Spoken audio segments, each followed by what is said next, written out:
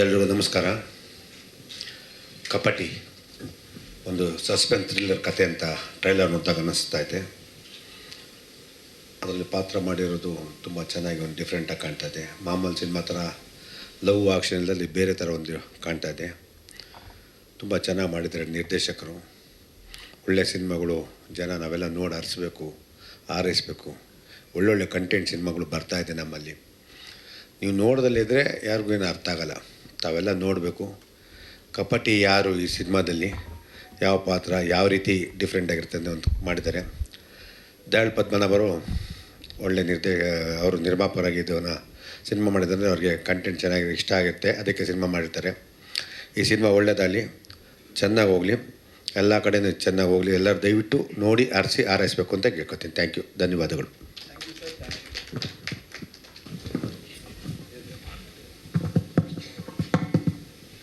ಎಲ್ರಿಗೂ ನಮಸ್ಕಾರ. ತುಂಬ ಚೆನ್ನಾಗಿತ್ತು ಟ್ರೈಲರು. ರವಿ ಚೇತನ್ ಇಲ್ಲಿ ಓಕೆ, ತುಂಬ ಹಳೆ ಫ್ರೆಂಡ್ಸು. ಪ್ರಾಬ್ಲಿ ಕೋಮಾ ಸಿನಿಮಾಯಿಂದನೂ ಒಟ್ಟಿಗೆ ನೋಡ್ಕೊಂಡು ಬಂದಿದ್ದೀವಿ.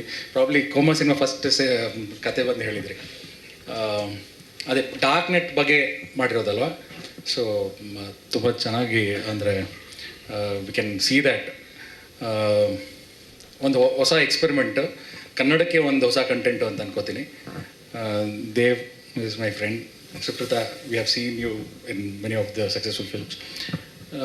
All the best. ಒಂದು ಕನ್ನಡಕ್ಕೆ ಒಂದು ಹೊಸ ಎಕ್ಸ್ಪೆರಿಮೆಂಟ್ ಕೊಟ್ಟಿದ್ದೀರಾ. Let's see. Thank you. Sir, ಎಲ್ಲರಿಗೂ ನಮಸ್ಕಾರ. ಸರ್, ತುಂಬ ಇಂಟ್ರೆಸ್ಟಿಂಗ್ ಆಗಿದೆ ಟ್ರೈಲರ್. ಸೆಕೆಂಡ್ ಟೈಮ್ ನೋಡ್ಬೇಕಂತ ಅನ್ಕೊಂಡು ಅದೇ ಪ್ಲೇ ಆಗಿತ್ತು. ತುಂಬ ಇಂಟ್ರೆಸ್ಟಿಂಗ್ ಆಗಿದೆ. 7th ಮಾರ್ಚ್ ರಿಲೀಸ್ಗೆ ನಾನು ಫಸ್ಟ್ ಶೋ ನೋಡ್ತೀನಿ ಪಿಕ್ಚರ್. ತುಂಬ ಇಂಟ್ರೆಸ್ಟಿಂಗ್ ಆಗಿದೆ picture. Thank you sir, thank you so much sir. Thank you. ಒಂದಿನ ಮುಂಚೆನೇ ಹಾಕಿಸ್ಕೊಂಡು ಹೋಗೋಣ picture. Thank you, don't worry. Thank you sir. ಬಂದಿರುವ ಮಾಧ್ಯಮ ಮಿತ್ರರಿಗೆ ಹಾಗೂ ಮಂಜು ಸರ್ ಆಗಿರ್ಬೋದು, ರಮೇಶ್ ಸರ್, ಅವಿನಾಶ್ ಸರ್, ಎಲ್ಲರಿಗೂ ಧನ್ಯವಾದಗಳನ್ನು ಹೇಳ್ತಾ, ನಮ್ಮ ಆರ್ಟಿಸ್ಟ್ ಆಗಲಿ ನಮ್ಮ ಟೆಕ್ನಿಷಿಯನ್ಗೆಲ್ಲ ಅಭಿನಂದನೆಗಳು ಹೇಳ್ತಾ ನಾನು ಮಾತು ಶುರು ಮಾಡ್ತೀನಿ. ಇಷ್ಟೋ ತನಕ ಎಷ್ಟೋ ಒಂದು ಡಾರ್ಕ್ ವೆಬ್ಬು ಟೆಕ್ನಿಕಲ್ ವಿಚಾರಗಳು ತುಂಬ ತಿಳ್ಕೊಂಡ್ವಿ. ಆದರೆ ಇವಾಗ ನಾನು ಅದನ್ನು ಮೀರಿ ಕೆಲವೊಂದು ವಿಚಾರಗಳನ್ನ ಹೇಳಕ್ಕೆ ಹೋಗ್ತೀನಿ. ಮೊದಲನೇದಾಗಿ, ಇವಾಗ ಆಲ್ರೆಡಿ ನೀವೇನು ಈ ಗ್ಯಾದರ್ ಆಗಿದ್ದೀರ ಈ ಸೀಟಲ್ಲಿ, ಆಲ್ಮೋಸ್ಟ್ ಎವ್ರಿ ವೀಕ್ ಅವರೊಂದು 10 ಸಿನಿಮಾ ಬರುತ್ತೆ. ಮಂತ್ಲಿ ನಾವು ಅವರೊಂದು 40 ಸಿನಿಮಾ, ಬರೀ ಕನ್ನಡದಲ್ಲಿ ಮಾತಾಡ್ತಾ ಇದ್ದೀನಿ ನಾನು, ಬೇರೆ ಲ್ಯಾಂಗ್ವೇಜ್ ಬಿಟ್ಟು 40 ಸಿನಿಮಾ ನಾವು ಒಂದು ತಿಂಗಳಿಗೆ ನೋಡ್ತೀವಿ. ಈ 40 ಸಿನಿಮಾದಲ್ಲಿ ಮೊದಲನೇದಾಗಿ ನನ್ನ ಪ್ರಶ್ನೆ, ಕಪಟಿ ಯಾಕೆ ನೋಡಬೇಕು? ಕಪಟಿಲಿ ಏನಿದೆ? ಈ ಸಿನಿಮಾ ನಾನು ಇವಾಗ ಒಂದು 100 ರೂಪೀಸ್ ಸ್ಪೆಂಡ್ ಮಾಡಿ ಬಂದು ನೋಡ್ತಾ ಇದ್ದೀನಿ ಅಂದರೆ what I am going to get? ಅದು ಮೊದಲನೇ ಪ್ರಶ್ನೆ. ಈ ಪ್ರಶ್ನೆಗೆ ನನ್ನ ಕಡೆಯಿಂದ ಉತ್ತರ 2 ಆ್ಯಂಗಲಲ್ಲಿ ಹೇಳ್ತೀನಿ. ಒಂದು, ಇವಾಗ ತುಂಬ ವಿಚಾರಗಳು ಎಲ್ಲರೂ ಮಾತಾಡಿದ್ದು ಹೆಂಗಿತ್ತು ಅಂದರೆ ಟೆಕ್ನಿಕಲ್ ಅಂದರೆ ಯಾವುದೋ ಒಂದು ಈ ಥರ ಒಂದು ಫ್ರಾಡ್ ಆಗುತ್ತೆ, ಈ ಥರ ಸ್ಕ್ಯಾಮ್ ಆಗುತ್ತೆ. ಆದರೆ ನಾವು ಕಾಮನ್ ಮ್ಯಾನ್ ಆಗಿ ನಾವು ನೋಡ್ಬೇಕಾದ್ರೆ ಹೇಗಿರುತ್ತೆ ನಮ್ಮ ಹತ್ರ, ನಮಗೆ ಬರೀ ಮೊಬೈಲ್ ಗೊತ್ತಷ್ಟೇ. ಆ ಮೊಬೈಲ್ ಒಳಗೆ ಹಿಂದೆ ಏನು ಬ್ಯಾಕ್ಗ್ರೌಂಡಲ್ಲಿ ಏನು ರನ್ ಆಗುತ್ತೆ ಅದು ನಮಗೆ ಬೇಕಾಗೂ ಇಲ್ಲ, ನಮಗೆ ಗೊತ್ತೂ ಇಲ್ಲ.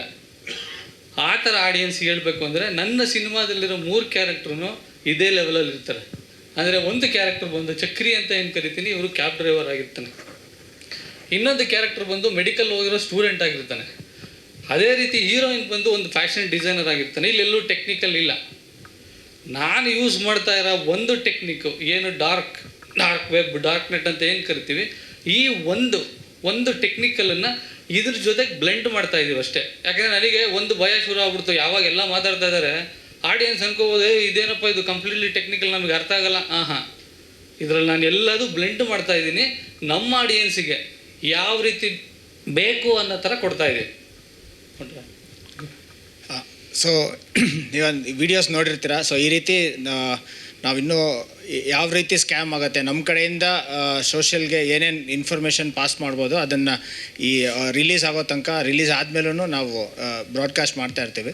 ಬಟ್ ಅಂದರೆ ಚೇತನ್ ಹೇಳಿರೋ ಥರ ದಿಸ್ ಈಸ್ ನಾಟ್ ನಾನು IT ರಿಲೇಟೆಡು ಅಥವಾ ಅವ್ರಿಗೆ ಮಾತ್ರ, ಅಥವಾ ಇದು ಯಾರೋ ಹೇಳ್ತಿದ್ರು ಇದು ಬರೀ A ಕ್ಲಾಸ್ ಅವರಿಗೆ ಅಂತಲ್ಲ. ಯಾಕಂದರೆ ಕ್ಯಾರೆಕ್ಟರ್ಸ್ ಕೂಡ ವೆರಿ ಕಾಮನ್ ಆಗಿರೋದ್ರಿಂದ ಪ್ರತಿಯೊಬ್ಬರು ರಿಲೇಟ್ ಆಗುವಂಥ ಕಥೆನೇ ಇದು ಕಪಟಿ ಮಾಡಿರೋದು. ಈಗ ಫಾರ್ ಎಕ್ಸಾಂಪಲ್ ಇಷ್ಟೊಂದು ಈಗ ಡಾರ್ಕ್ ನೆಟ್ ಬಂದಿದೆ, ಟೆಕ್ನಾಲಜಿ ಆಗಿದೆ, ಇಷ್ಟೊಂದೆಲ್ಲ ಆಗ್ತಿದೆ. ಆದರೆ ಇದು ಯಾಕೆ ಈಗ ಮಾತ್ರ ನಮ್ಮೆಲ್ಲರಿಗೂ ಇನ್ಫ್ಲುಯೆನ್ಸ್ ಆಗಿ ತುಂಬ ಎಫೆಕ್ಟ್ ಆಗ್ತಿದೆ ಅಂದರೆ ಅದರದ್ದು ರೂಟ್ ಕ್ರಾಸ್ ಏನು ಅಂತ ನಾವು ಮಾತಾಡ್ತಾ ಹೋದರೆ ನನಗನ್ಸಿದ್ದು it will again take us back to our past. ಈಗ ಫಾರ್ ಎಕ್ಸಾಂಪಲ್ ನನ್ನ ಸಿನಿಮಾಲಿ ಮೇನ್ ಲೀಡ್ ಇದ್ದರು, she will also have lot of issues like depression, anxiety. ಈ ಸಿನಿಮಾಲಿ ಆ ರೀತಿ ರಿಲೇಷನ್ಶಿಪ್ಸು, ವ್ಯಾಲ್ಯೂಸ್ಗೂ ತುಂಬ ಇಂಪಾರ್ಟೆನ್ಸ್ ಕೊಟ್ಟಿದ್ದೀವಿ. ಲೈಕ್ ಗ್ರೀಡಿ ಆದರೆ ಹೇಗಿರುತ್ತೆ, ಗ್ರೀಡಿ ಓವರ್ಕಮ್ ಮಾಡೋದು ಹೇಗಿರುತ್ತೆ. ಈಗ ಫಾರ್ ಎಕ್ಸಾಂಪಲ್ ಈಗಿನ ಟುಡೇಸ್ ಟ್ರೆಂಡ್ ನಮ್ಮ ಲೈಫಲ್ಲೆಲ್ಲ ಹೇಗಿದೆ ಅಂದರೆ, V are all part of nuclear families. ಅಂದರೆ ಈಗ ನಮ್ಮ ಮನೇಲಿ ಮ್ಯಾಕ್ಸಿಮಮ್ ಅಂದರೆ ಒಂದು 4 ಜನ ಇರ್ಬೋದು, ಒಂದು 5 ಜನ ಇರ್ಬೋದು. ಸೊ ಅದರಲ್ಲಿ ಒಬ್ಬರು ಡಿಪ್ರೆಷನ್ಗೆ ಒಳಗಾಗ್ತಿದ್ದಾರೆ ಅಥವಾ ಸ್ಯಾಡ್ ಆಗಿದ್ದಾರೆ ಅಂದರೆ, ವಿ ಡೋಂಟ್ ಹ್ಯಾವ್ ಇನ್ನೊಬ್ಬರು ಬಂದು ಅವರನ್ನು ಕೂತು ಮಾತಾಡಿಸೋಷ್ಟು ಟೈಮ್ ಇಲ್ಲ. ಒಂದು ಲಂಚಲ್ಲಾಗಲಿ ಡಿನ್ನರಲ್ಲಾಗಲಿ, ಇದೇ ನೀವೊಂದು 20 ವರ್ಷ 10 ವರ್ಷದ ಹಿಂದೆ ಆದರೆ ಮನೆ ತುಂಬ ಜನ ಇರೋರು, ಒಂದು ಅತ್ತೆ ಮಾವ ಚಿಕ್ಕಪ್ಪ ಚಿಕ್ಕಮ್ಮ. ಈಗ ಒಂದು ಸರಿ ನಾವು ಬೇರೆ ಥರ ಮಾತಾಡಿದ್ರೆ ಯಾರೋ ಒಬ್ಬರು ಕಣ್ಣಿಡ್ದು ಅವ್ರು ಬಂದು ಮಾತಾಡ್ಸೋರು, ಏನಕ್ಕೆ ಸಪ್ಪಗಿದೆಯಾ, ಏನಕ್ಕೆ ಮಾತಾಡ್ತಿಲ್ಲ ಅಂತ. ಸೊ ಈಗ ಆ ಥರ ಕೇಳೋ ಜನರಿಲ್ಲ ಮನೇಲಿ. ಸೊ ಇದೇನಾಗುತ್ತೆ, ಮನಸ್ಸಲ್ಲೇ ಇದ್ದಿದ್ದು ಇದೇ ರೀತಿ ಅದು ಬಿಲ್ಡ್ ಆಗ್ತಾ ಡಿಪ್ರೆಷನ್ ಆಗುತ್ತೆ. ಈ ಡಿಪ್ರೆಷನಿಗೆ ಬರೋರು ಅವರ ಸ್ಯಾಟಿಸ್ಫ್ಯಾಕ್ಷನ್ನು, ಅವ್ರ ಗಿಲ್ಟನ್ನು ಪ್ಲೆಷರ್ ಕ್ರಿಯೇಟ್ ಮಾಡ್ಕೊಳಕ್ಕೋಸ್ಕರ ಹೊಸ್ದಾಗಿ ಏನಾದರೂ ನೋಡೋಣ, ಹೊಸ್ದಾಗಿ ಏನಾದರೂ ಮಾಡೋಣ ಅಂತ ರೂಟ್ ಕಂಡುಹಿಡಿಯೋಕ್ಕೆ ಹೋದಾಗ ಅವರೆಲ್ಲ ಈ ಥರ ಡಾರ್ಕ್ ನೆಟ್ ಕಡೆ ಹೋಗೋದು, ಅದರಲ್ಲಿರೋದನ್ನು ಎಕ್ಸ್ಪ್ಲೋರ್ ಮಾಡೋದು, ಇಲ್ಲ ಬೇರೆಯವ್ರಿಗೆ ಏನಾದರೂ ಕಷ್ಟ ಕೊಡೋಣ, ಅದರಿಂದ ಸ್ವಲ್ಪ ಅಂದರೆ ಆ ರೀತಿ ಒಂದು ಸೈಕ್ಯಾಟಿಕ್ ಬಿಹೇವಿಯರಿಗೆ ಒಳಗಾಗ್ತಾರೆ. ಸೊ ಇದನ್ನೆಲ್ಲದನ್ನು ರಿಲೇಟ್ ಮಾಡಿ ಹ್ಯೂಮನ್ ವ್ಯಾಲ್ಯೂಸನ್ನೆಲ್ಲ ಟಚ್ ಮಾಡಿ ಒಂದು ಸಿಂಪಲ್ಲಾಗಿ ಮಾಡಿರೋಂಥ ಕಥೆನೇ ಇದು ಕಪಟಿ. ಸೊ ಮಾರ್ಚ್ 7th ನಿಮ್ಮ ಮುಂದೆ ತರ್ತಿದ್ದೀವಿ. ಐ ಆಮ್ ಶ್ಯೂರ್ ಎಲ್ಲರಿಗೂ ಇಷ್ಟ ಆಗುತ್ತೆ ಅಂದ್ಕೊಂಡು ಐ ಜಸ್ಟ್ ಟಾಪಿಂಗ್ ಇಟ್. ಇವಾಗ ಯಾ ಪ್ಲೀಸ್.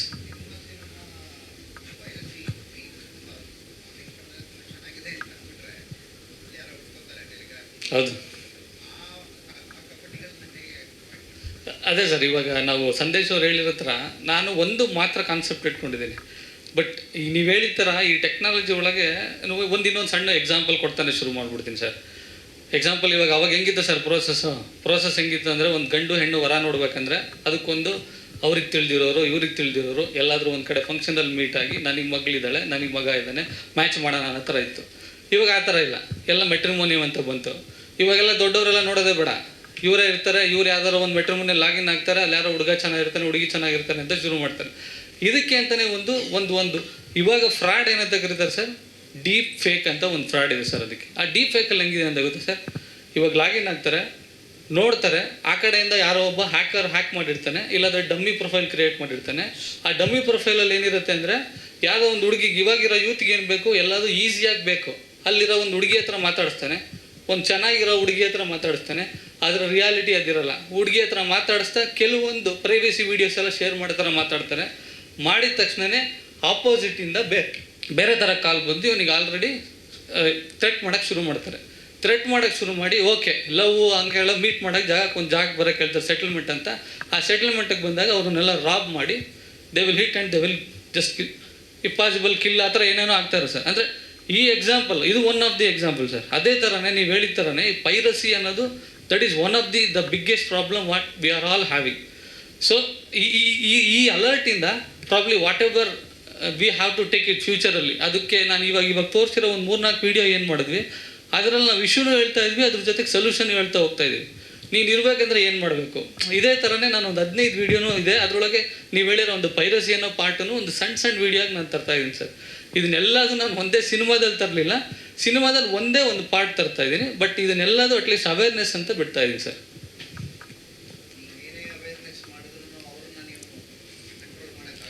True sir.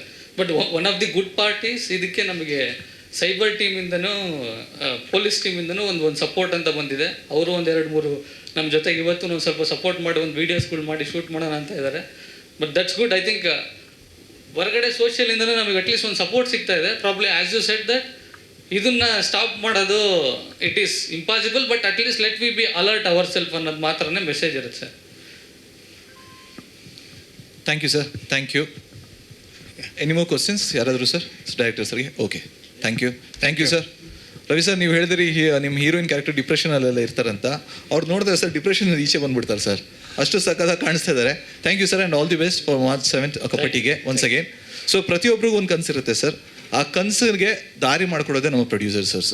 ಪ್ರೊಡ್ಯೂಸರ್ ಅವ್ರು ಇಲ್ಲ ಅಂದರೆ ನಾವು ಮುಂದೆ ಹೋಗೋಕ್ಕಾಗಲ್ಲ. ಸೊ ಈ ಸಿನಿಮಾದ ಪ್ರೊಡ್ಯೂಸರ್ ಆಗಿ Dayal Padmanabhan sir, is an actor, director. ಹಾಂ ಸರ್. ಒಂದು ನಿಮಿಷ. ಸೊ ಓಕೆ, ಆ್ಯಕ್ಚುಲಿ ಬಿಟ್ಟು ಅಂದರೆ this is one of the very biggest milestone in my life. So ಅದಕ್ಕೋಸ್ಕರ I just missed one point. ನೀವು ಹೆಸರು ಹೇಳಿದಾಗ ಇಲ್ಲಿ I know I have to thank so many people, my artist, everybody, but I will thank specially my big brother. ಈಗ I am not taking him as separate person only, ಯಾಕಂದರೆ ದಯಾಳ್ ಸರಿಗೆ ನಾನು specially thank ಮಾಡಲೇಬೇಕು. I know ಅದನ್ನ ಯಾಕೆ ಇಲ್ಲಿ ಹೇಳ್ತಿದ್ದೀನಿ ಅಂದರೆ, ಸಿನಿಮಾ ಮಾಡೋದು ತುಂಬಾ ಈಸಿ. ಒಂದು ಕತೆ ಬರೆಯೋದು, ಅದನ್ನು ಡ್ರೀಮ್ ಪ್ರಕಾರ ಟೀಮ್ ಜೊತೆ ಕೊಲಾಬ್ರೇಟ್ ಮಾಡೋದು, ಅದನ್ನು ಸ್ಕ್ರೀನ್ ಮೇಲೆ ತರೋದೇನಿದೆ, ಈ ಪಾಸ್ಟ್ 15-20 ಡೇಸಿಂದ ಐ ನೋ ಎಷ್ಟು TDS ಜಾಬ್ ಅನ್ನೋದು ನಾನು ದಯಾಳ್ ಸರ್ ಹತ್ರ ಕೂತು ಮಾತಾಡಬೇಕಾದ್ರೆ ಅಥವಾ ಅವ್ರ ಜೊತೆ ಓಡಾಡಬೇಕಾದ್ರೆ ಗೊತ್ತಾಗ್ತಿದೆ. ಅವರು ಇಲ್ಲೇ ಇರ್ತಾರೆ, ಇನ್ನೇನು ಹಿಂಗೆ ಮಾತಾಡ್ತಾ ಇರ್ತಾರೆ, ಒಂದು ಕಾಫಿ ಡೇಯಲ್ಲಿ ಡಿಸ್ಕಷನ್ ನಡೀತಾ ಇರುತ್ತೆ, ರವಿ ಬರ್ತೀನಿ ಅಂತಾರೆ, ಒಂದು 5 ನಿಮಿಷಕ್ಕೆ ನೋಡಿದ್ರೆ ನಮ್ಮ ಸ್ಟುಡಿಯೋಲಿ ಇರ್ತಾರೆ, ಅಲ್ಲಿ ಕರೆಕ್ಷನ್ಸ್ ನಡೀತಾ ಇರುತ್ತೆ. He is one person. ಅವರನ್ನು ಬೇರೆಯವ್ರು ಯಾರ ಮೇಲೂ ಡಿಪೆಂಡ್ ಆಗೋಲ್ಲ. ಅಂದರೆ ಇದಕ್ಕೆ ಒಬ್ಬರು ಹೇಳ್ತಿದ್ರು ಪ್ರೊಡ್ಯೂಸರ್ ಆಗಿ ಲಾಸ್ಟಲ್ಲಿ ಬಂದರು ಅಂದರೆ, ಆದರೆ ಬಟ್ ಲಾಸ್ಟಲ್ಲಿ ಬಂದರು, he is taking the whole project in the right direction. ಎಲ್ಲದರಲ್ಲೂ ನಮಗೆ ಸಪೋರ್ಟ್ ಮಾಡಿ he is taking the project in the very right direction. So I specially thank him for being such a power and support to us. Thank you.